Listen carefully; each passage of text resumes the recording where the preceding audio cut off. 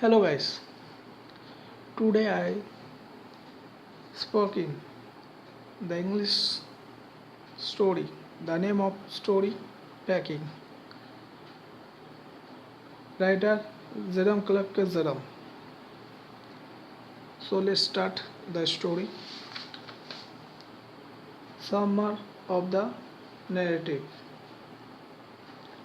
The author proposed to Pack and his friends readily accepted the proposal. The author had an exaggerated notion about his ability to pack. He proposed to pack the thing himself and his friends readily accepted the proposal. They left him alone to the task and relaxed in a disinterested manner. The author was annoyed as his friend took his word literally and stayed away from the work. The author actually intended to surprise the work of packing, while the actual work was to be done by his two friends, George and Harris. But he was irritated when his friend took his work literally and left him to pack the things all by himself. The author recalled his experience of living with a man who always lay idly and enjoyed seeing the author at work. The author once lived with a man who will lay lazily on the sofa and constantly watched the author doing his works. The man remarked that to see Jerome busy at work made him feel that life was not an earthly dreams. It was full of duty and stern work. The author remarks that he cannot sit idly and watch till somebody was walking. He will like to move about and give him necessary instruction. The author started packing but forgot to pack some items.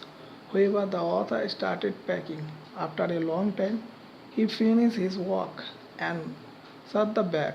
Just at that moment, Harris reminded him that he had not packed his boots, so the bag was to be opened again. He put the boots in and just as he was going to close the bag, the thought of the toothbrush came to his mind. He was not sure whether he had packed his toothbrush. The author ransacked the bag for his toothbrush. His toothbrush always put the author in trouble whenever he goes on an outing. In order to find his toothbrush, he took out everything from the bag, but he could not find it. He held everything up and shook it. At last, it was found inside a boot. He then repacked once more. The bag was shut up finally at 10:15 p.m. Harry suggests that he and George will do the rest of the work. After closing the bag, the author noticed that he had by mistake packed the tobacco pouch in the bag, so he had to reopen the bag to get it. The bag was shut up finally at 10:15 p.m. Harry suggests that he and George will do the rest of the packing and the author agreed to his proposal. George and Harris started the work with breaking a cup. Several other mistakes followed. George and Harry started the walk with breaking a cup. Several other mistakes followed. Being unskilled in packing, George and Harry started the walk with breaking a cup.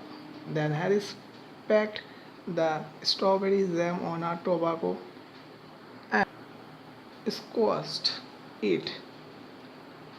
The author sat on the edge of the table and watched them making a mess of the thing. They stepped on the thing and put thing behind them.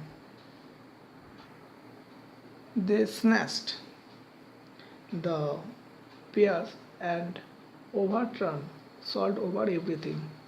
George and Harris made a huge fuss over a little amount of butter. But what they did with a little bit of butter was really unbelievable. First, George trod on the butter. They got it off his slapper and tried to put it in the kettle. The scraping it out from there, they put it on a chair. Harris sat on the chair and it stuck to him. Then they started looking for it all over the room. At last, George discovered it, got it off from Harry's back, and packed it in a teapot. The contribution of Montmorency of the missing of things. Montmorency, the author's pet dog, always had a devilish pleasure in distributing people at work. He came and sat down on the things which were to be packed. He put his leg into the jam, played with the teaspoon, and beat the lemon as if they were rays. Harry stopped him by hitting him with a fairy pen. The packing was finished at 12:50 a.m. The packing was finished at 12:50 a.m. Then Harris sat on the big hamper without voting if anything will be broken. They now went to bed, quite exhausted. So guys, thank you very much.